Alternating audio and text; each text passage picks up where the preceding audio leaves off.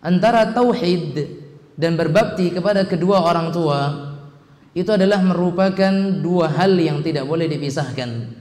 Atau bahkan sebagian guru-guru kami menyatakan antara tauhid dan juga berbakti kepada orang tua itu adalah merupakan dua sayap yang harus saling bersanding. Sayap yang sebelah adalah mentauhidkan Allah dan sayap yang satunya adalah birrul walidain.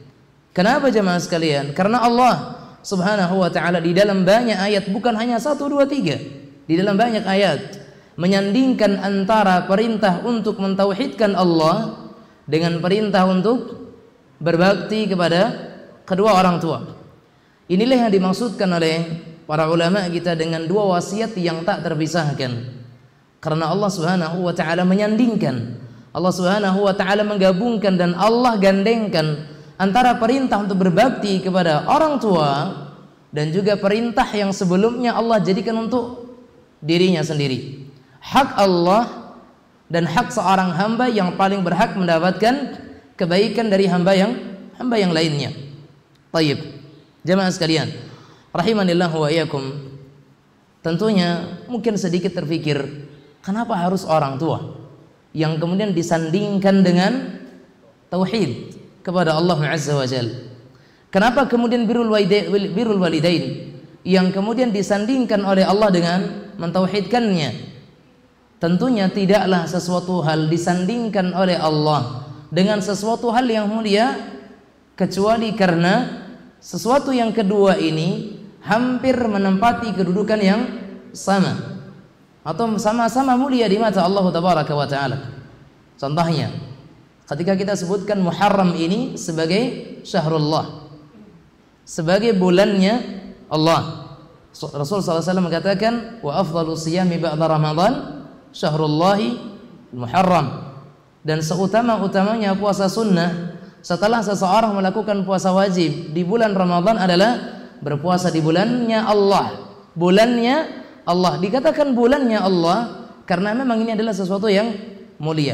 Ketika sudah disandingkan dengan nama Allah, ada baitun, rumah, tapi ketika sudah disandingkan dengan Allah menjadi baitullah, maka dia menjadi rumah yang paling mulia tentunya. Nah, sekarang Allah sandingkan antara berbakti kepada orang tua dengan tauhid, karena memang kedua hal ini merupakan amalan yang paling besar, yang manakala dilakukan seorang hamba, maka hamba ini mendapatkan pahala di sisi Allah Azza wa Jalla dengan pahala yang besar. Tayyib. Allah Subhanahu wa ta'ala pernah menyatakan dalam sebuah ayatnya yang lain, tepatnya di antara wasiat Luqman kepada anaknya. Setelah Luqman menyatakan kepada anaknya, "Ya bunayya, la tusyrik billah, inna syirka la zulmun 'adzim." Setelah wasiat tauhid, wasiat untuk menjadikan hak ibadah itu semata-mata hanya untuk Allah dan tidak melakukan kesyirikan sedikit pun dan sekecil apapun kepada Allah Subhanahu wa ta'ala, datang di ayat setelahnya apa? Awassaynal insana biwalidayhi, dan kami wasiatkan kepada manusia supaya mereka berbuat baik kepada kedua orang tuanya. Di antara ayat yang Allah sebutkan di sini apa? Wa in jahadaka ala an tusyrika bi ma laysa laka bihi ilmun fala tuti'huma wa sahibhuma fid dunya ma'rufa, kata Allah. Ketika kedua orang tuamu mengajakmu untuk melakukan kesyirikan, jangan engkau taati perintahnya. Di sini pesan apa? Pesan apa di sini? Jemaah, tauhid. Allah katakan kalau orang tua kalian mengajak kalian untuk melakukan kesyirikan, fala tuti'huma, jangan taati mereka. Pesan tauhid dari Allah Azza wa Jalla. Tapi kemudian datang pesan setelah itu apa? Wasahibhuma fid dunya ma'rufa. Pergaulilah mereka orang tuamu sekalipun mereka pernah mengajak untukmu, malah mengajak kepadamu melakukan kesyirikan, tapi tetap perlakukan mereka dalam muamalah duniawi dengan kebaikan. Dua wasiat, tauhid, berbuat baik kepada orang tua. Lagi Allah Subhanahu wa ta'ala juga menyatakan di dalam surah An-Nisa ayat yang ke-36, wa'budullaha wa la tusyriku bihi syai'an wa bil walidaini ihsana. Kata Allah Azza wa Jal, sembahlah Allah dan jangan kalian melakukan kesyirikan sekecil apapun untuk Allah, dan berbaktilah kepada kedua orang tua kalian. Di sini datang dalam bentuk perintah. Wabil walidaini ihsana, datang dalam bentuk perintah. Setelah perintah untuk mentauhidkan Allah, datang perintah untuk berbakti kepada orang tua. Perhatikan baik-baik ayat ini kaum muslimin muslimat sekalian, rahimanillah wa iyyakum. Allah Subhanahu wa taala menyebutkan dalam ayat ini dengan sighah al-amr, dengan bentuk perintah dari Allah, dan tidaklah sebuah perintah disandingkan dengan perintah yang lain kecuali semua itu menunjukkan pentingnya perkara yang datang setelah perintah yang pertama.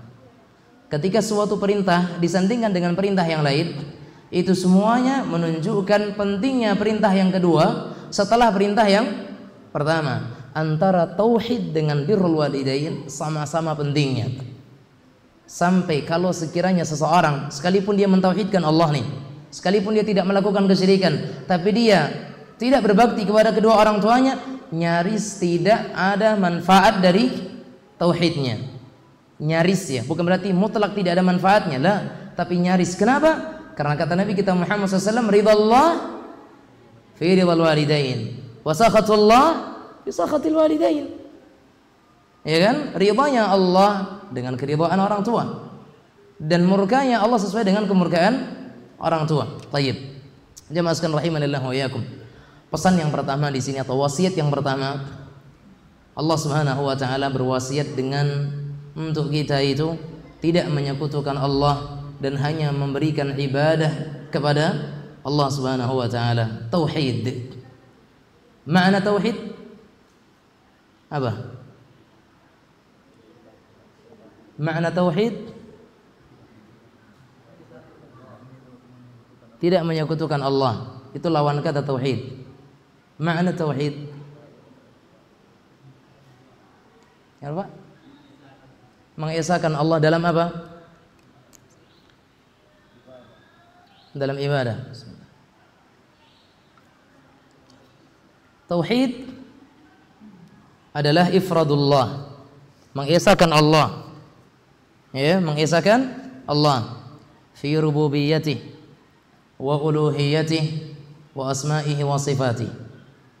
Mengesahkan Allah di dalam rububiyahnya, dalam hal penciptaan, dalam hal pemeliharaan, dalam hal pemberian rizki, dalam segalanya yang terkait dengan perbuatan Allah Subhanahu wa taala. Siapa yang menciptakan langit? Allah. Siapa yang menciptakan bumi? Allah. Siapa yang menurunkan hujan? Allah. Siapa yang menjadikan panas? Allah. Yang mendatangkan siang, yang menggantinya dengan malam, adanya matahari dan bulan, semuanya teratur, tidak saling bertabrakan. Semua itu diatur oleh siapa? Allah. Ini dalam hal rububiyah Allah Subhanahu wa taala. Makanya kata-kata Rabbun maknanya luas, bukan hanya pencipta. Ada pengatur, ada pemberi rizki, ada yang memelihara, ada yang mematikan, makna memberikan penyakit, yang menyembuhkan, itu semuanya dalam kata-kata Rabb. Sehingga ketika kita ikrarkan di dalam salat kita, alhamdulillahi rabbil alamin, segala puji bagi Allah Rabb semesta alam, artinya yang menciptakan alam, yang memelihara alam, yang memberikan rizki kepada alam, yang menahan dari alam rizkinya, yang memberikan musibah kepada sebagian alam, mengangkat musibah dari alam yang lain. Ini semuanya makna Rabb, dan itu semuanya hak Allah Subhanahu wa taala. Kalau ada keyakinan seorang hamba bahwasanya hujan ini turun karena sesuatu hal dan tidak turun karena hal yang lain, dan kita palingkan dari perbuatan Allah Rabbuna tabaraka wa taala, maka ini bermakna apa? Syirik. Kesyirikan kepada rububiyah Allah Subhanahu wa taala. Kalau ada orang yang menyatakan penyakitnya sembuh karena seseorang, karena sesuatu hal tanpa kita kaitkan kepada Allah, maka ini adalah syirik. Makanya para ulama ketika membahas tentang hukum minta diruqyah, kan ada hadis nih, Nabi kita Muhammad SAW menyebutkan ada 70.000 orang yang mereka akan masuk surga tanpa dihisab, ya kan, tanpa diadab. Di antara mereka adalah humul ladzina la yastarqun wa la yatatayyarun wa ala rabbihim yatawakkalun. Mereka orang-orang yang tidak minta diruqyah, Mereka orang-orang yang tidak bertatayur, mereka yang bertawakal senantiasa kepada Allah Subhanahu wa taala. Para ulama mereka membahas hukum minta diruqyah itu apa. Sekalipun ada khilaf ketat di sini, tapi kita katakan bahwa wallahu a'lam yang lebih mendekati kepada kebenaran, minta diruqyah hukumnya boleh. Minta diruqyah hukumnya boleh selama kita meyakini 3 hal. 1, ini poin pentingnya, jangan sampai ruqyah kita namakan ruqyah syar'iyyah, tapi ternyata kita jatuh dalam ruqyah syirkiyah. Ruqyah syar'iyyah boleh dilakukan manakala ada 3 hal. Syarat penting. Pertama, bahwasanya penyakit kita itu memang secara ilmu agama memang bisa disembuhkan melalui jalur ruqyah. Ya, bisa disembuhkan secara jalur ruqyah. Patah tulang di ruqyah, sembuh tak? Hah? Patah tulang di ruqyah, sembuh enggak? Enggak. Makanya ada orang patah tulang di ruqyah, ini bukan orang cerdik, bukan orang pandai, justru orang kurang baik, kurang pandai lah. Kalau nggak boleh dikatakan bodoh, dia orang yang kurang pandai. Karena secara agama, secara ilmu agama nggak cocok patah tulang dengan ruqyah. Maka syarat yang pertama, memang penyakit yang diderita itu secara ilmu bisa disembuhkan dengan jalan ruqyah. Itu yang pertama. Kemudian syarat yang kedua, apa yang dibaca di dalam ruqyah itu sesuai dengan nas-nas syariat. Ima datang dari Al-Quran atau datang dari athar, dari doa-doa nabawiyah yang disebutkan Nabi Muhammad SAW. Ini syarat yang kedua. Syarat yang ketiga, bahwasanya kesembuhan semuanya kita gantungkan kepada Allah Azza wa Jalla semata. Tidak kita gantungkan kepada si peruqyah. Dia hanya perantara yang Allah Subhanahu wa taala terkadang dengannya atau melalui sebabnya Allah Subhanahu wa taala berikan sembuhan. Tapi kesembuhan mutlak hanya dari Allah. Anta syafi, la shifaan illa shifauk. Engkau sang pemberi kesembuhan ya Allah, karena tidak ada kesembuhan kecuali kesembuhan yang Engkau berikan kepada hamba-Mu. Ini keyakinan kita Bapak Ibu sekalian. Datangnya seseorang kepada tukang ruqyah minta diruqyah, jaiz insyaallah boleh. Sementara kita katakan, selagi kita yakini bahwasanya anta syafi, Engkau yang menyembuhkan ya Allah, dan yang dibaca adalah sesuai dengan hukum syariat, nas-nas Al-Quran dan hadis atau athar. Dan kemudian semua itu memang dipahami dan diyakini penyakit yang kita derita bisa sembuh dengan jalan ruqyah. Nah, kaum muslimin muslimat rahimanillah wa iyyakum, tauhid ini terkait dengan tauhid rububiyahnya Allah. Dia yang menyembuhkan, dia yang memberikan penyakit, dia yang mengatur, memelihara, terus semuanya. Dan ifradullahi dalam hal ibadah, dalam uluhiyahnya, ini juga tauhid. Mengesakan Allah Azza wa Jalla di dalam hal ibadah semata-mata untuknya, tidak kita palingkan kepada selain Allah Subhanahu wa taala. Adzan Ustaz. Ya, adzan terlebih dahulu, kita lanjutkan salat adzan nanti. Wassallallahu wasallam ala nabiyyina Muhammad wa ala alihi wa sahbihi wasallam. Silakan.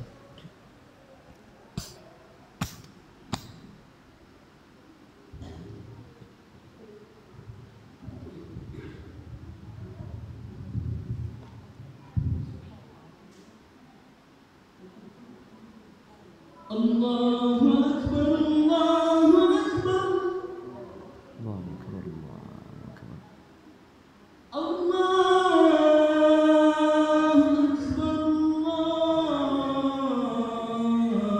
Allahu Akbar, Allahu Akbar.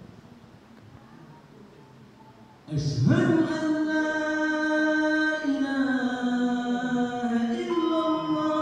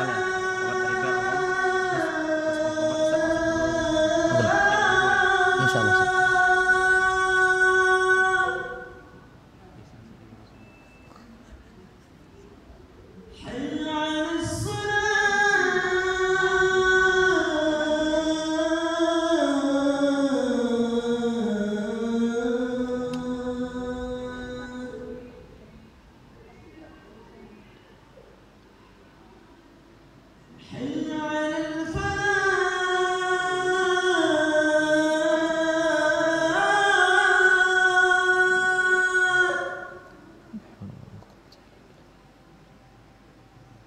حي على الفلاح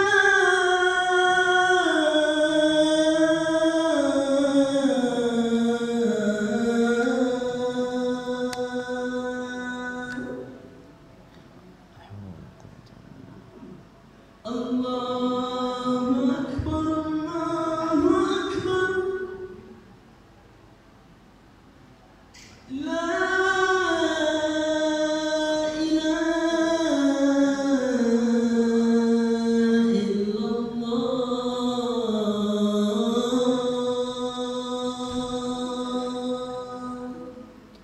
ونشهد أن لا إله إلا الله وحده لا شريك له وأن محمدا عبده ورسوله اللهم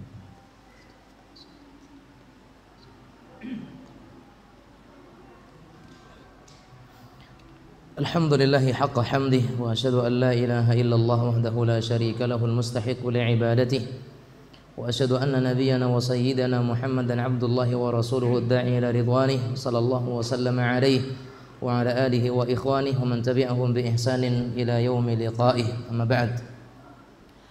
Kaum muslimin muslimat sekalian rahimanillah wa iyyakum, mentauhidkan Allah dalam hal uluhiyahnya, dalam hal ibadah, hanya kepada Allah tabaraka wa taala kita berikan segala ibadah. Makanya Allah Subhanahu wa taala berfirman di dalam surat Yasin, ketika Allah kirimkan kepada suatu kaum itu dua utusan, kemudian mereka mendustakannya, kemudian Allah Subhanahu wa taala kirimkan utusan yang ketiga untuk menguatkan mereka. Kata Allah Azza wa Jalla, apa? Wadrib lahum mathalan ashabal qaryati id ja'ahal mursalun id arsalna ilaihim itsnaini fakadzabuhuma fa'azzazna bitsalitsin faqalu inna ilaikum mursalun. Ya, tapi mereka mengatakan apa? Inna tatayyarna bikum. Mereka mengatakan ini gara-gara kalian datang ke sini kami mendapatkan kesialan, kata mereka. La illam tantahu lanarjumannakum wa la yamassannakum minna adzabun alim, kata Allah. Ya, mereka mengatakan kepada utusan-utusan ini, kalian kalau enggak berhenti dari dakwah kalian ini, maka kami akan lempari kalian dengan batu atau kalian akan tertimpa dengan siksaan yang sangat pedih dari mereka. Walhasil mereka semuanya dibunuh oleh kaum tersebut. Tapi sebelumnya mereka mengatakan apa? Attakhidhu min dunihi aliha? Attakhidhu min dunihi aliha? Apakah aku akan mengambil selain Allah sebagai sesembahan? Jawabannya tentu tidak. Karena apa? Iyuridinir rahmanu bidurrin fala tughni anni syafa'atuhum syai'an wala hum yunqidhun. Ya kan? Inni idzal lafi dhalalin mubin. Kata Allah Azza wa Jalla. Jelas di sini kan? Makanya mereka mengatakan enggak mungkin kami mencari sesembahan selain Allah Subhanahu wa taala, karena sekiranya aku ditimpa dengan suatu mudarat yang Allah telah tetapkan, maka sesembahan-sesembahan selain Allah tadi tidak akan bisa memberikan pertolongan dan juga enggak bisa menyelamatkan. Bukti nyata jemaah sekalian.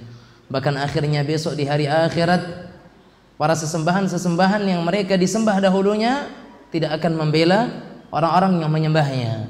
Bahkan syaitan yang dulu disembah mereka memungkiri dan bahkan mereka mengelak. Mereka akan mengatakan apa? Lah kalian yang salah. Allah mengajak kalian kepada janji yang benar dan aku mengajak kepada kalian janji yang dusta. Kalian malah ikuti saya. Kata syaitan kan? Fala tarumuni walumu anfusakum. Jangan kalian cela saya, tapi cela diri kalian sendiri, kata syaitan. Kerugian bagi mereka yang memberikan ibadah untuk selain Allah Azza wa Jalla. Makanya tauhid sangat penting dalam masalah ibadah. Tauhid juga penting dalam masalah rububiyah Allah Azza wa Jalla. Sebagaimana dalam hal masalah asma dan sifat-sifat Allah juga kita harus tauhidkan Allah. Kita hanya berikan nama-nama dan sifat-sifat Allah sesuai dengan keagungannya, sesuai dengan kesempurnaannya, sesuai dengan hal yang layak bagi Allah tabaraka wa taala. Tidak boleh mengurangi satupun dari sifat-sifat Allah, juga tidak boleh mensifati Allah dengan sesuatu yang tidak Allah Subhanahu wa taala izinkan. karena Allah yang telah menetapkan untuk dirinya nama dan sifat-sifatnya. Rasulullah SAW juga telah menetapkan dalam hadis-hadisnya tentang nama dan sifat-sifat Allah, dan Allah menyimpan sebagian nama-namanya dalam ilmu rahasianya, dan semua itu wajib untuk kita imani. Tapi kita tidak boleh mendatangkan satupun sifat-sifat bagi Allah yang tidak dijelaskan oleh Allah dan Rasulnya Sallallahu Alaihi Wasallam, baik yang dalam Al-Quran ataupun dalam sunnah beliau Sallallahu Alaihi Wasallam. Pesan tauhid tentunya menjadi pesan yang sangat besar bagi tiap-tiap umat dari seorang nabi yang diutus kepada mereka, karena tidak ada satupun utusan kecuali mereka itu apa? Mengingatkan, mengajak kepada kaumnya supaya mereka mentauhidkan Allah Azza wa Jalla. Ini wasiat yang pertama, yaitu wasiat tauhid. Adapun wasiat yang kedua yang disebutkan oleh Allah dalam ayat tadi adalah wabil walidaini ihsana, dan hendaknya kalian itu berbakti kepada orang tua kalian. Kaum muslimin muslimat rahimanillah wa iyyakum, berbicara tentang orang tua, maka mereka itu adalah dua orang yang karena mereka kita ada di dunia ini. Ya, karena dengan sebab mereka berdua kita juga menjadi makhluk yang berwujud di dunia ini. Mereka lah orang yang sudah berjuang. Mereka rela tidak tidur demi kita istirahat. Mereka rela untuk merasakan kelaparan demi kita kenyang. Dan mungkin kalau kita berbicara tentang orang tua, maka tidak ada kalimat yang bisa kita utarakan menggambarkan tentang kasih sayang perjuangan mereka. Bagaimanapun Anda mencoba untuk merangkai kalimat-kalimat indah sebagai bentuk ucapan terima kasih kita kepada orang tua, maka semua itu belum bisa untuk membayarkan ucapan ataupun membayar pengorbanan-pengorbanan mereka yang telah Allah Subhanahu wa taala mudahkan. Dengan itu semuanya kita sampai pada detik ini seperti orang yang sekarang sama-sama kita lihat pada diri kita sendiri. Kaum muslimin muslimat rahimanillah wa iyyakum, orang tua dikatakan oleh Nabi kita Muhammad sallallahu alaihi wasallam awsatu abwabil jannah. Orang tua itu adalah pintu surga yang paling tengah. Faman syaa'a ya falyahfadh wa man syaa'a fa'adhihu. Siapa yang mau untuk mendapatkan surga Allah, maka jaga orang tua itu. Tapi siapa yang berkehendak untuk yang lain, maka sia-siakan orang tuanya. Makanya Allah lanjutkan dalam ayat ini, dalam ayat Al-23 surah Al-Isra tadi, kata Allah tabaraka wa taala, imma yablughanna 'indakal kibara ahaduhuma aw kilahuma fala taqul lahumā uff wa la tanharhumā wa qul lahumā qawlan karīmā. Kata Allah Azza wa Jalla, jika engkau menemukan salah satu di antara keduanya atau keduanya itu dari masa tua mereka, ya, fala taqul lahumā uff, jangan pernah engkau katakan ucapan satu kata yang itu merupakan bentuk penolakan dari apa yang mereka perintahkan. Para ulama menjelaskan uff ini adalah ucapan penolakan. Kalau ada kata-kata yang lebih lembut daripada kata uff, maka Allah akan gunakan kalimat tersebut. Nah, tolong ama apa sawah apa? Mencoba. Iya. Apa? Kalau di Kampa mencoba. Iya. Iya Ustaz ya. Iya. Kalau sini apa, Pak? Mangkoce. Oh iya.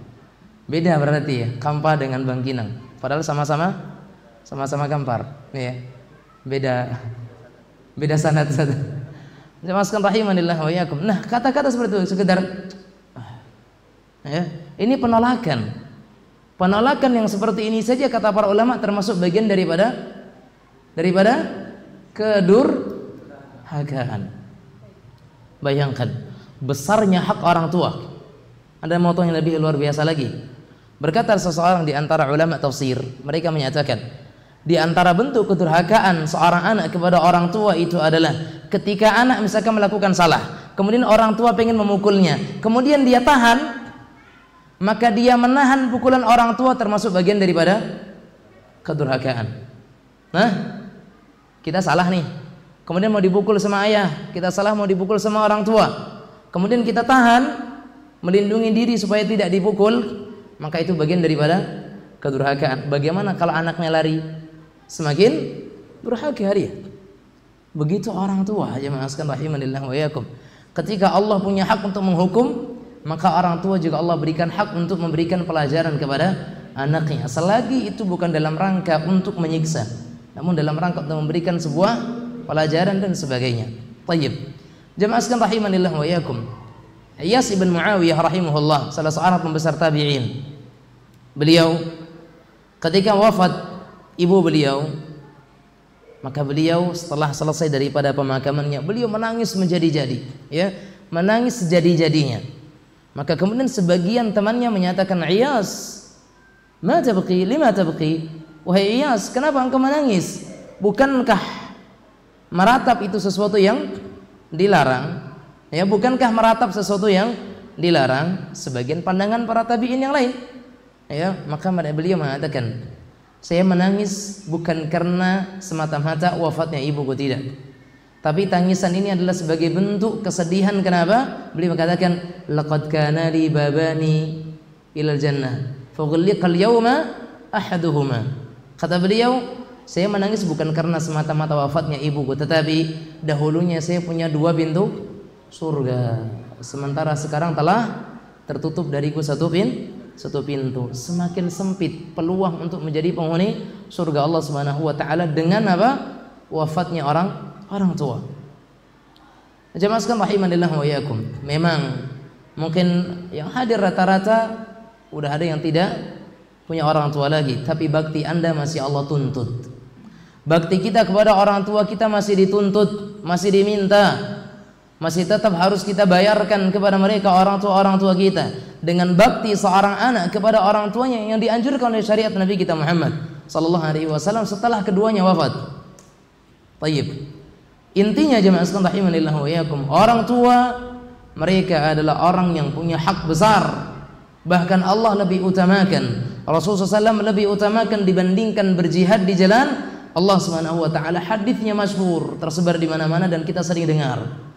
Ya kan? Tentang bagaimana seorang sahabat yang ingin berjihad, Nabi katakan, bagaimana engkau tinggalkan kedua orang tuamu? Taraktuhuma wa ma yabkiyan, saya tinggalkan keduanya dan mereka dalam keadaan menangis. Kata Rasulullah SAW, irji ilaihima fa'adhikhuma kama abkaitahuma. Pulang, kembali kedua orang tuamu, buat mereka tertawa sebagaimana engkau membuat mereka menangis. Jelas perintah dan wasiat dari Allah Azza wa Jalla untuk senantiasa berbakti kepada orang tua. Fala taqul lahum uff.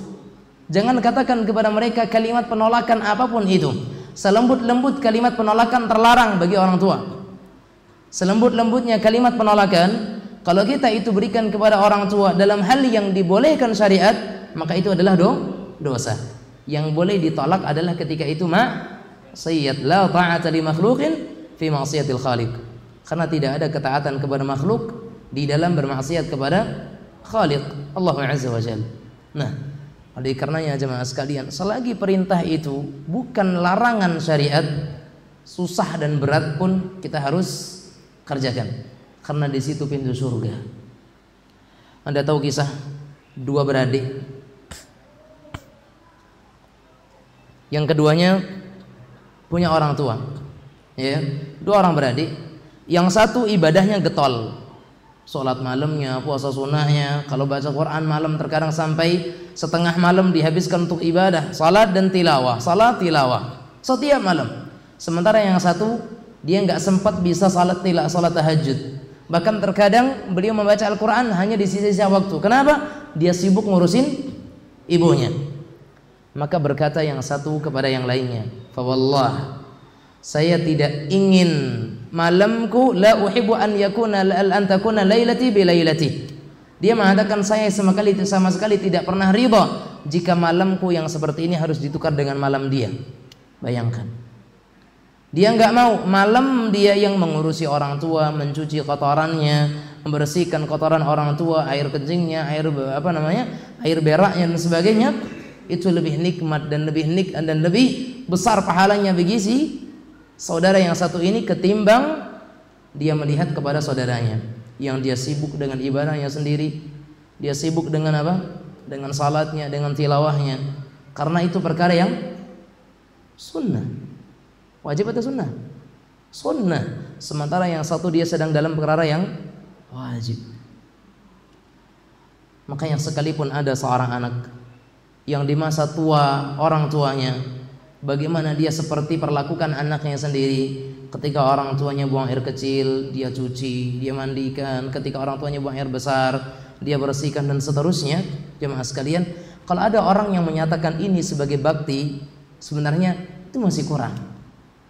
Itu masih kurang. Sampai Umar bin Khattab radhiyallahu taala anhu ketika ditanya, wahai Umar, inni laha ba'iruhal mudallal. Wahai Umar, sesungguhnya aku jadikan punggungku ini sebagai ba'ir, tunggangan bagi ibuku. Fahal ra'aitani jazaituha? Maka apakah engkau telah melihat aku telah membalas kebaikannya, telah membalas jerih payahnya dan pengorbanannya? Kata Umar, belum. Wala bitalqatin wahidatin min talaqatiha. Satu kali hentakan nafasnya ketika melahirkanmu itu belum terbalas. Umar, wahai Amirul Mukminin, bukankah saya melakukan sebagaimana dulu orang tuaku memperlakukanku? Ketika aku dulu kecil disuapi, aku juga suapi orang tuaku. Ketika di masa kecil aku dicuci kotoranku, aku juga cuci kotorannya. Ketika di masa kecil aku ditimang, aku disenangkan, aku digendong, aku sebagainya lah. Maka aku juga perlakukan dia sebagaimana aku perlakukan anakku sendiri. Kata Umar radhiyallahu anhu, betul. Tapi ada satu perbedaan yang besar.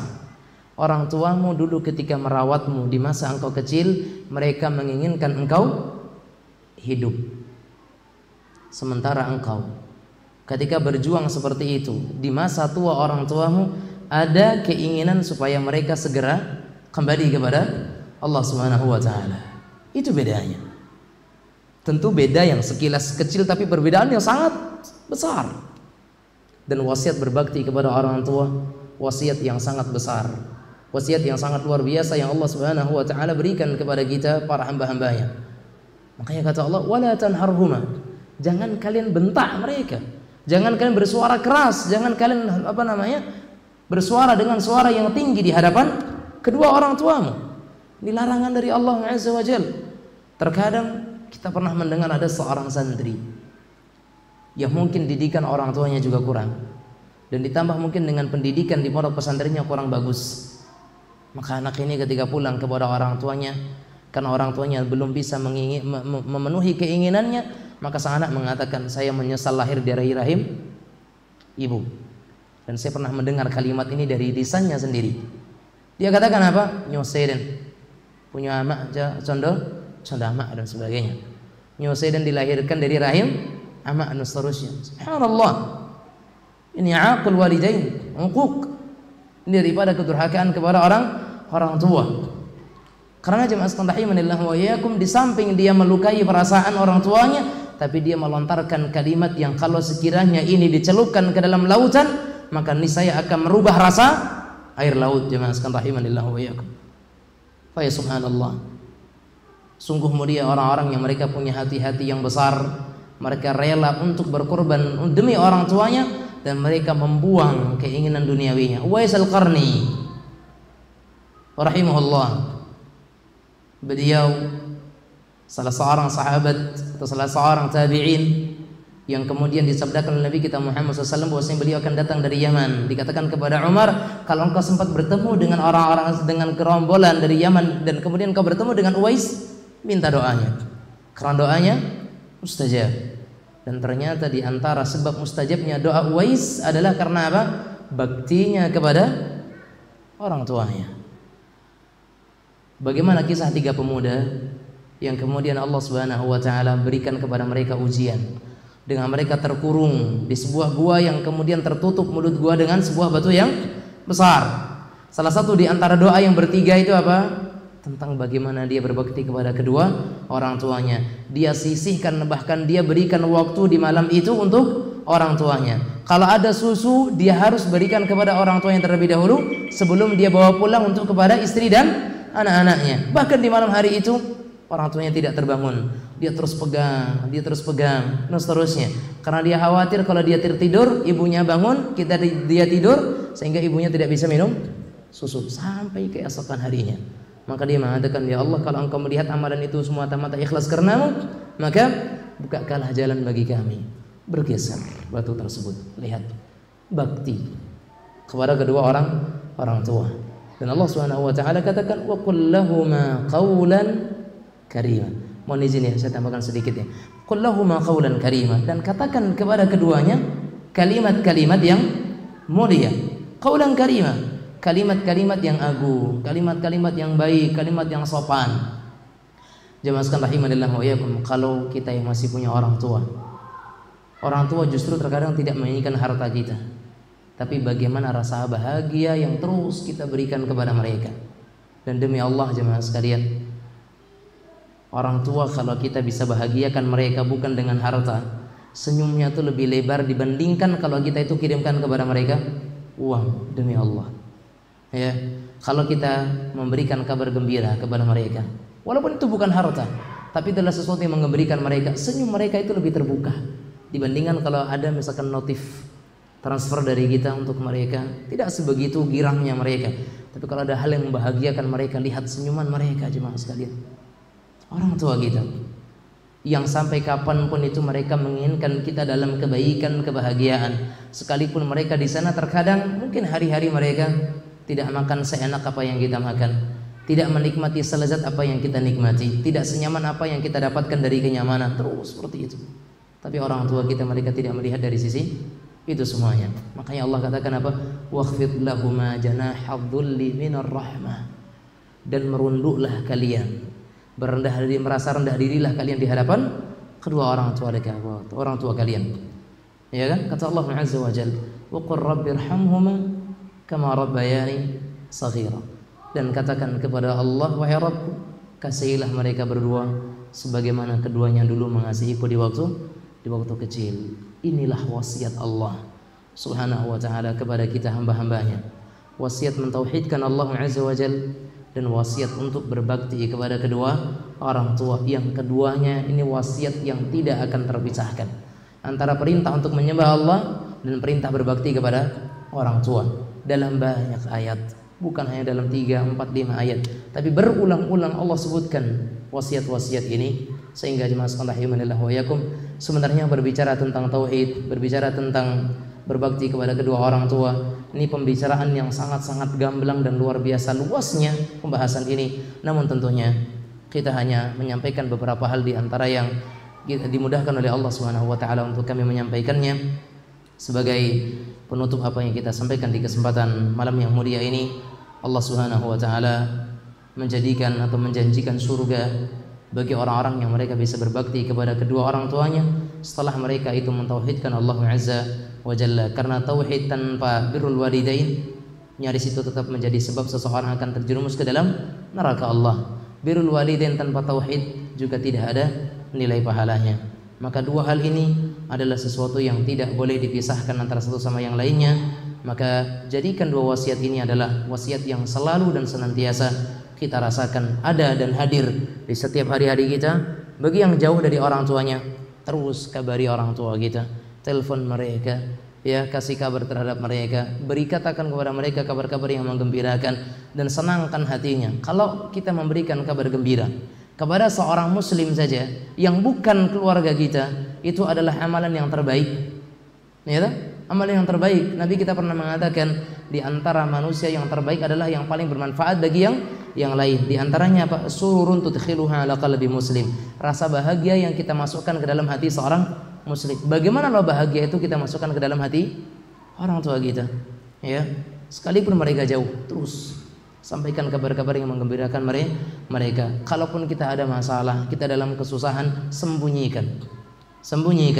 Jangan kita siksa orang tua kita dengan rasa yang menyedihkan mereka. Kita sedang dalam keadaan susah, dalam keadaan yang tidak baik, kita sembunyikan, bukan untuk mendustai orang tua, tapi justru untuk tidak memberikan rasa sedih kepada mereka. Dan semoga Allah Subhanahu wa taala memudahkan kita semuanya untuk menjadi hamba-hamba Allah yang bisa berbakti kepada Allah dengan tauhid dan bisa berbakti kepada kedua orang tua dengan kita melakukan birrul walidain terhadap keduanya. Dan semoga Allah Subhanahu wa taala sebagaimana mengumpulkan kita di sini, Allah Subhanahu wa taala kumpulkan kita bersama di dalam surga Allah Subhanahu wa taala. Silakan bagi yang ingin bertanya, kalau ada pertanyaan.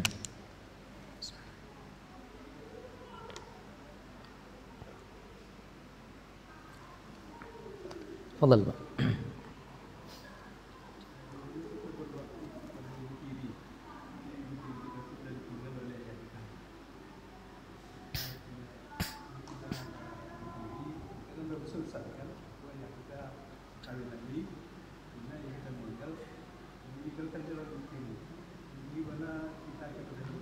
Tayyib, jamaah sekalian rahimanillah wa iyyakum. Bagaimana cara berbakti seorang anak kepada ibu sambungnya atau ibu tirinya? Jamaah sekalian rahimanillah wa iyyakum.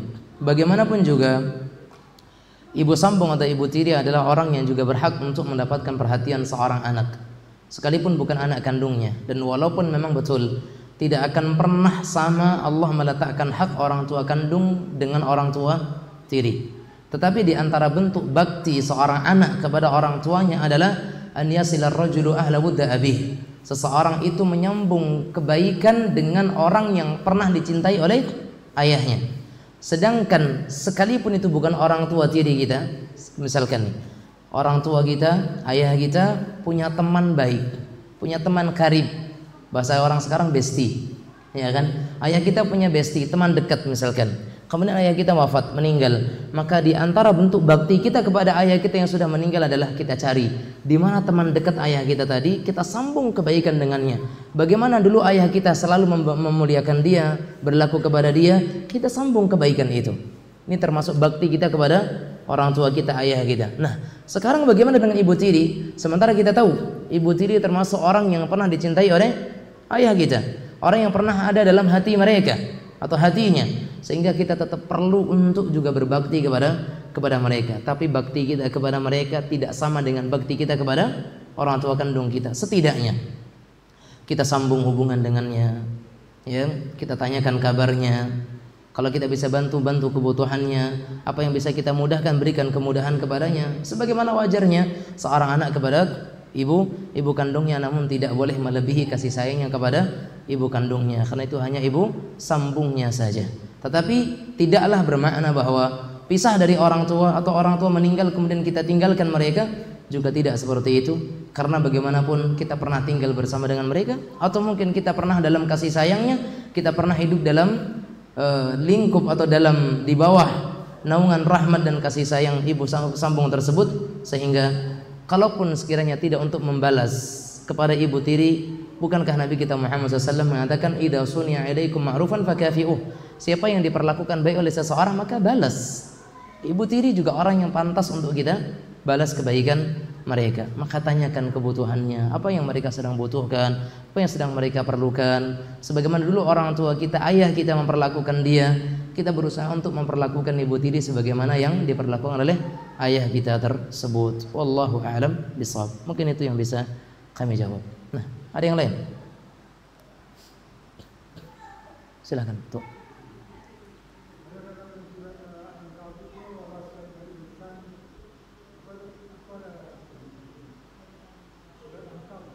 Tayyib.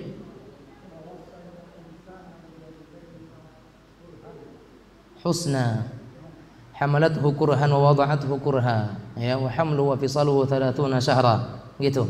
Jadi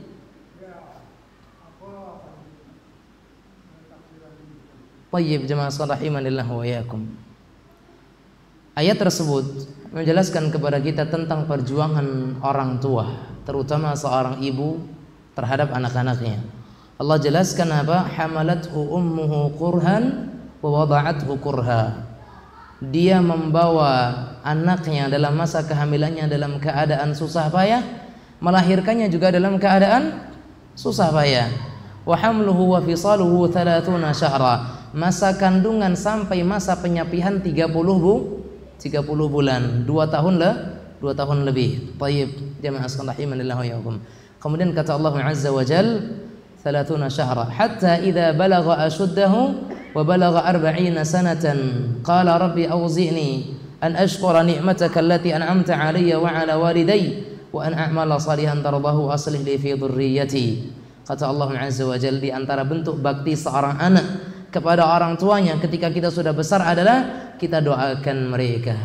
Kita doakan hatta idza balagha ashuddahu, ketika sudah dia tumbuh dewasa dan sudah mencapai umurnya 40 tahun, dia berkata, Rabbi auzi'ni an ashkura ni'mataka allati an'amta 'alayya wa 'ala walidayya. Ya Allah, berikanlah kepadaku rasa syukur kepadamu, ya, dari apa yang telah Engkau nikmatkan kepadaku dan kepada kedua orang tuaku. Dan perbaikilah keturunan-keturunanku, kata Allah dalam ayat tersebut. Artinya ayat ini menjelaskan kepada kita tentang perjuangan seorang ibu. Dan memang antara ayah dan ibu, yang menempati tempat pertama untuk dimuliakan adalah ibu tentunya. Karena Nabi kita katakan ummuk thumma abuk. Ya, ibumu kemudian ayahmu, kata Rasulullah sallallahu alaihi wasallam, menunjukkan seorang ibu memiliki kedudukan 3 kali lipat dibandingkan kedudukan seorang ayah.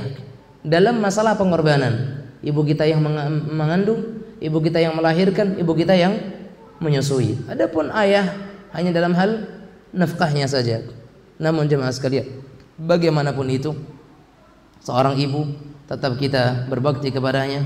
Ayah pun juga kita berbuat baik kepadanya. Sehingga orang tua, ayah dan ibu, kata Nabi kita Muhammad SAW, keduanya adalah pintu surga yang paling tengah. Sehingga ketika kita dapatkan mereka di masa tua, dan ini tentunya pesan bagi kita yang mungkin masih memiliki orang tua, jaga mereka baik-baik, karena mereka adalah ladang surga bagi kita. Dan mungkin surga yang terdekat dengan kita adalah orang tua kita. Dan antum-antum yang di sini yang masih punya orang tua, bersyukur karena antum dekat dengan orang tua.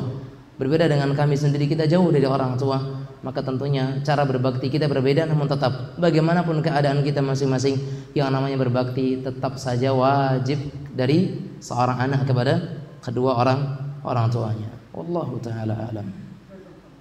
Jazakumullah khairan. Ada yang lain? Silakan.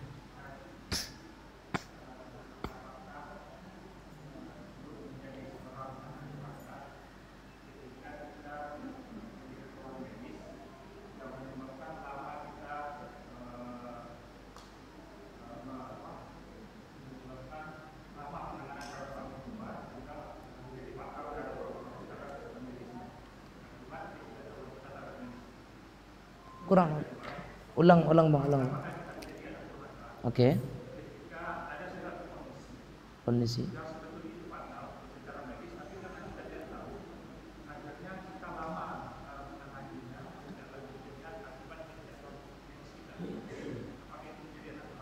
Baik.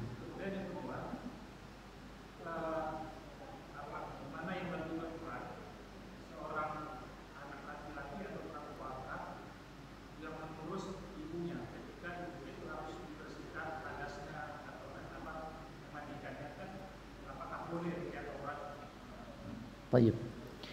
Jemaah sekalian rahimanillah wa yakum. Yang pertama, apakah seorang anak dikatakan sebagai orang durhaka atau anak yang durhaka ketika ternyata orang tuanya memiliki keterbatasan dalam kesehatan dan dia ternyata memiliki sebuah kondisi yang sangat diprihatinkan secara medis. Namun ternyata karena ketidaktahuan anaknya sehingga anaknya lambat di dalam penanganan. Kita katakan bisa jadi dalam bentuk kedurhakaan dilihat dari sebab ketidaktahuannya tersebut.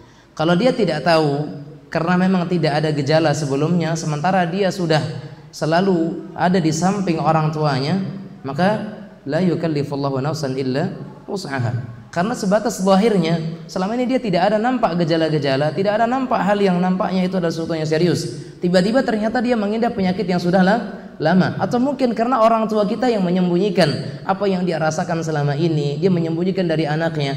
Maka seorang anak dihukumi sebagaimana bang zahir dia lihat. Kalau emang selama itu dia sudah terus berada di samping orang tuanya, tapi ternyata orang tuanya yang menyembunyikan. Karena tidak mungkin juga kita menemani ibu kita tidur di kamarnya atau mungkin selalu 24 jam di sisinya dan sebagainya. Ada batasan-batasan yang kita tidak mungkin bisa bersama dengan ibu kita, kecuali mungkin ayah kita. Tapi kalau sekiranya ketidaktahuannya ini karena acuhnya dia, atau mungkin karena saking jarangnya dia itu melihat kondisi orang tuanya, menjenguk orang tuanya tidak serumah lagi, atau bahkan tidak jarangnya kita menanyakan kabar orang tuanya dan melihat kondisi-kondisinya, maka dia termasuk anak yang durhaka. Maka dikatakan ketidaktahuannya ini sebabnya apa? Kalau sebab yang pertama tadi, maka ma'fu insyaallah, ma'dzur, dia dimaafkan. Tapi kalau sebab yang kedua karena kelalaian, karena keteledoran, karena kemalasannya, atau mungkin karena kesibukan dia yang kemudian dia lalai daripada perhatian kepada orang tuanya, maka dia termasuk anak yang durhaka. Dan semoga kita semuanya dijauhkan dari sifat tercela tersebut. Allahumma amin. Kemudian yang kedua, mana yang lebih utama atau mana yang lebih berhak untuk membersihkan kotoran orang tua, misalkan ibu, antara anak perempuan atau anak laki-laki? Pertama, dari sisi bakti lebih diwajibkan dari seorang anak laki-laki daripada anak perempuan dari sisi bakti. Maka saya katakan dari sisi bakti anak, maka dilihat dari sisi anak laki-laki lebih wajib dibandingkan anak perempuan, karena perempuan nanti lebih wajib untuk dia berbakti kepada suaminya. Sementara anak laki-laki sekalipun dia sudah punya istri, mau 4 pun dia punya istri, orang tuanya tetap dia utamakan dari semua istrinya tersebut. Tetapi karena pertanyaannya adalah mana yang lebih berhak untuk membersihkan kotoran seorang ibu, maka anak perempuannya. Mana yang lebih berhak untuk membersihkan kotoran seorang ayah, anak laki-lakinya, karena ada batasan aurat yang mungkin harus disentuh. Bahkan sebagian ulama kita mengatakan, kalaupun seorang anak laki-laki memandikan orang tuanya memandikan ayahnya yang sudah renta, maka kalau bisa tidak menyentuh bagian auratnya dengan tangannya langsung. Ya, sebagaimana dalam memandikan jenazah saja, kita dianjurkan untuk menggunakan lapisan tangan supaya tidak bersentuhan antara kulit kita dengan aurat orang tua kita. Itu dalam keadaan mereka sudah wafat. Bagaimana lagi ketika mereka masih hidup? Tayyib. Kalau masalah untuk menyentuh seperti menyentuh hal-hal yang fatal atau hal-hal yang vital seperti itu maka itu lebih dikembalikan kepada yang sejenis. Tapi kalau dalam masalah bakti secara umum, di luar masalah yang ditanyakan tadi, memandikan, membersihkan kotoran, bakti secara umum, maka laki-laki lebih memiliki kewajiban lebih besar dibandingkan anak perempuan. Wal ilmu indallah. Baik. Cukup. Nah, Bapak Ibu sekalian dirahmati Allah tabaraka wa taala, insyaallah kita bertemu kembali di lain kesempatan insyaallah, dan semoga pertemuan kalau tidak untuk di dunia ini, semoga pertemuan kita bersama di dalam surga Allah Subhanahu wa taala. Allahumma amin. Wabillahi taufiq wal hidayah. Subhanakallahumma bihamdika asyhadu an la ilaha illa anta astaghfiruka wa atubu ilaik. Wabillahi taufiq. Wassalamu alaikum warahmatullahi wabarakatuh.